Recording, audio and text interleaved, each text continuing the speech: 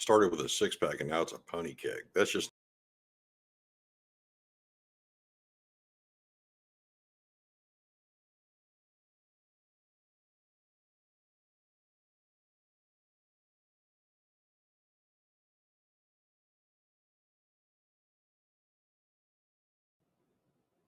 hey, ladies and gentlemen, let's talk about something that's very important, and it's health overall, physical and mental. And we're going to get into that. But before we do, please like, subscribe, share with your friends. If you don't like what I have to say, then go ahead and hit the dislike, and you can subscribe too. And then you can just hate watch because that's fine too. That helps with the algorithm. Seriously, just the views, the likes, the comments, and the shares do help immensely. The channel is growing. It's grew really fast and it kind of slowed down. And talking to some other content creators, it happens. I mean, it grew a lot faster than I thought it would, but and I'm going to keep doing it regardless. So please like, subscribe, share with your friends. Okay, fitness. After spending a career in the military, people go through some really strange phases once they get out. And I'm one of those too. And I made a joke earlier as we were opening, but because of I use the excuse of the job I had and time and life got in the way and this and that and a couple of cycles with depression that I was not as physically fit anymore as I was. And that's on me. That's I made a bunch of excuses just like we all do and realized I had picked up a little over 20 pounds and I'm working those away. For the most part, I've gotten rid of them. But I started thinking about it, and I remember reading when I was still in the Army, it was back in the early 90s, that on average, a person will die. The majority of career military people die within 5 to 10 years of retiring. And it made sense to me from the stand. And this is not, there was no breakdown of how it happened. And I don't know how true it is. I never looked up the stats on it. I still haven't. I'm not going to because if that's the case and it's anywhere near that, then it's still pretty depressing. But that ties into the 22 a day veterans committing suicide. And part of that is even if you're focused on your physical health, you go to the gym, you work out, you continued after you got out. When you get to a certain point in your life, things just aren't working out. And because it's not manly, you don't seek mental health help. Well, that's part of what we're going to talk about today because they all fit together. Personally, my mental health is vastly improved when I have a regular workout program, when I'm eating right. It helps immensely. So the two are very tied together. I'm also not opposed to going to talk to somebody if I need it. Because you'll say, well, my significant other is my best friend and I'm going to talk to them. And that's great. And that is a very valuable outlet. But the other part with that is many times they're a great outlet and they're a great resource, but they cannot teach you the tools to help work on these things. They can't teach you to help identify as you start to cycle. And by going to see a professional, they can actually help you work through these things, help you learn new coping skills, and help you get to a new normal in your life, which is very important because none of us want to see anybody else go. Now, with that being said, what I would like you to think about is how does the physical part play into this? As I said in the beginning, I made a joke about going from a six pack to a pony keg, and that's not the way it's supposed to work. And the other version was I was going to say the scale was broken, but the scale's not broken. I got lazy, complacent, went through a couple cycles of depression, like I said, and just kind of made excuses. So I didn't work out like I should have. Well, the part with that is once you get to a certain point, a certain age, and I remember distinctly because I was 42 when it was said to me by two different people that were 45. And they said, when you get to 45, it'll be a whole different world. So I was still in really good shape then. And I didn't believe them. And now looking back, they were so correct because now getting back into it after being out of it for a while, it is harder and harder to get back to where I want to be. And I'm going to stick with it. I mean, I'm back into it. I love going to the gym. I have fun at the gym. As I said, it vastly improves my mental health and my mood when I'm working out and have a good plan. And part of what I'm using as a forcing function is I do videos on Monday, Wednesday, and Friday unless something interferes. Like Friday, it was a horrible internet connection, so I didn't even bother to try. Because I worked through that in a video on Wednesday, and apparently it looks like an old kung fu movie with some of the stuff I was doing. So I wanted to avoid that happening again. Now, other than that, I'll do the shorts on Tuesday, Thursday, and Saturday as I leave the gym. And if I don't do it at the parking lot of the gym, I'll do it in the parking lot of the store because I'll have to stop and get something. And I'll think about it and do it then. But that's kind of my forcing function is I need to get these things done. And this is how I'm going to do it because in the gym, I also think a lot. I listen to audiobooks while I'm in there. I don't listen to music anymore just because I discovered Audible and it's awesome. And no, this is not a paid promotion. But if you have not tried them yet, I highly recommend you try Audible. And it's very useful to go back through some of the books that are out there and some books you enjoy. You use it while you're driving, like I do in the gym, but it works great. But I also do a lot of thinking while I'm in there. And it's very, very clear headed because I'm not muddled and worried about all these other life events. I'm just focused on the gym. And by doing that, people will start asking questions if my short isn't filmed in the parking lot of the gym or the grocery store. When they see one filmed at a McDonald's or a Popeyes, and maybe, you need to start asking me questions and you're going to be my forcing function. Now, with getting back in the gym, if it's something you haven't done for a long time, or if you're not military and you're just a guy in your late 30s, 40s, 50s, and you're watching my videos and you're wondering how to get started, and you feel intimidated because you say, well, I've never been to the gym before. How are they going to trick me when I get in there? Well, in all honesty, gyms are pretty inviting places to begin with. And if you find a gym that's not, then that's not the right one for you. But if you don't have the experience, then I highly recommend some gyms actually have free coaching. You get a couple of free sessions and a free fitness evaluation. Or honestly, just come up with the money up front and pay for a trainer a couple of times because they'll sit down with you. They'll go through your workouts. They'll go through the actual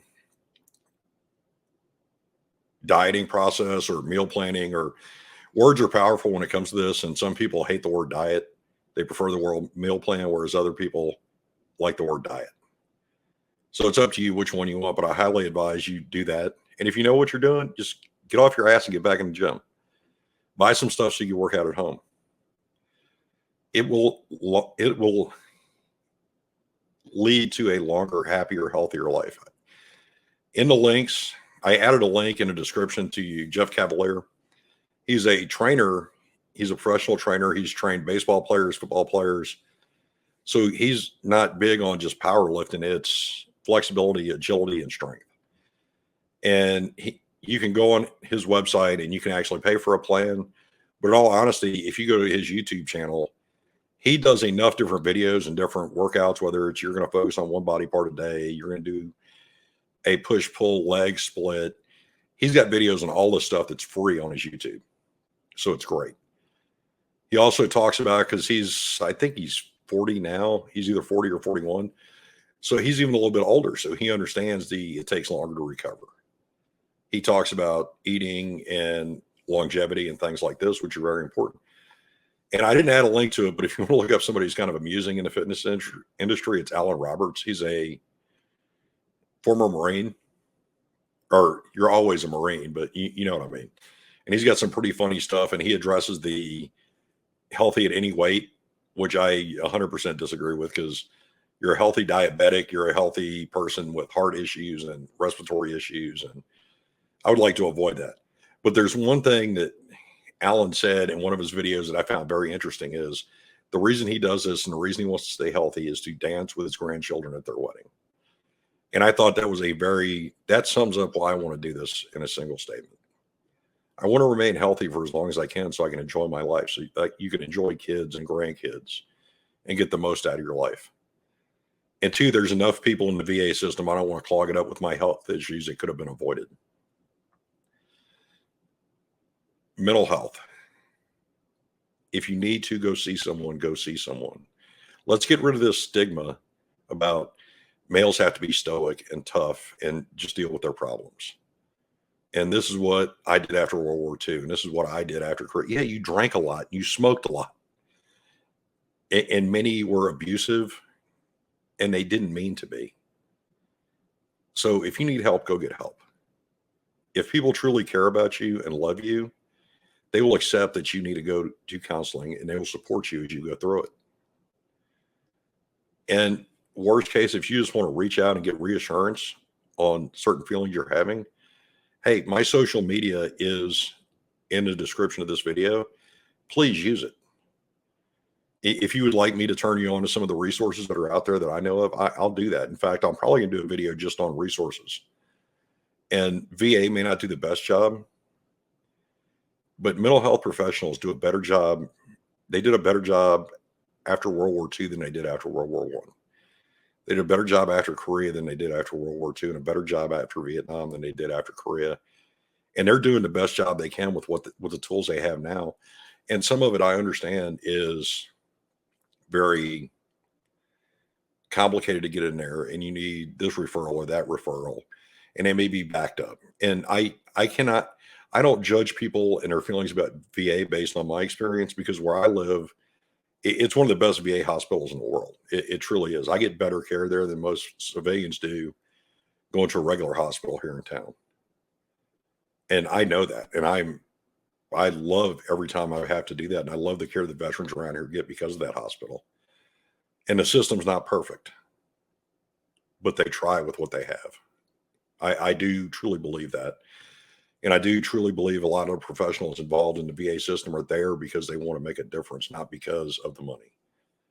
Because some of their pay, if you go to USA Jobs, is not as competitive in medium to large cities as what they could do in a civilian medical facility.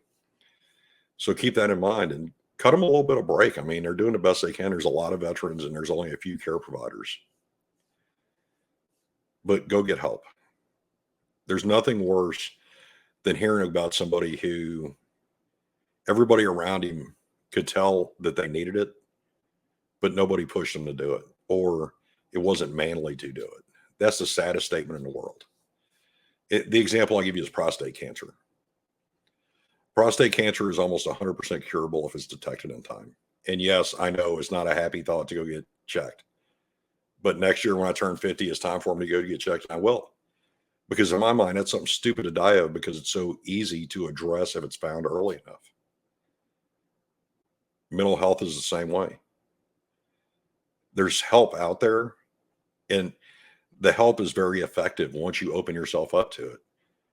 And opening yourself up to it is the hardest part. So let's actually address this and let's get over the stigma of male seeking help. Because right now, the male suicide rate overall, not just with veterans, but overall, the male suicide rate is abhorrent. And part of that is there's still a stigma attached to seeking help. Well, let's get rid of it. Let's all do our part to do it. I've been through therapy. It took me 5 or 6 cycles to make it all the way through the program, but I finally did. And I'm glad I did.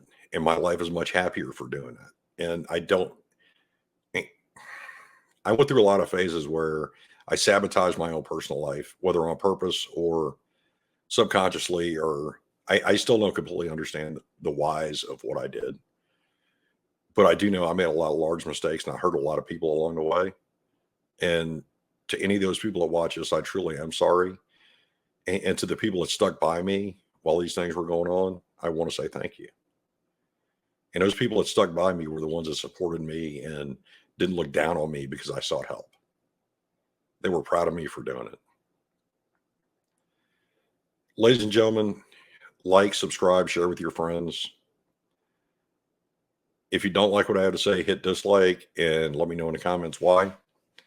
But have a good evening. Take care of yourself. And remember, there's help out there.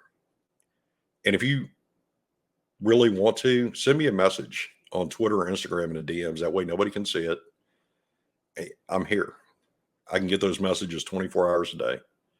And I will talk to you and I will reassure you that there is nothing wrong with seeking help, because it is very important. Because one more person committing self-harm is one too many.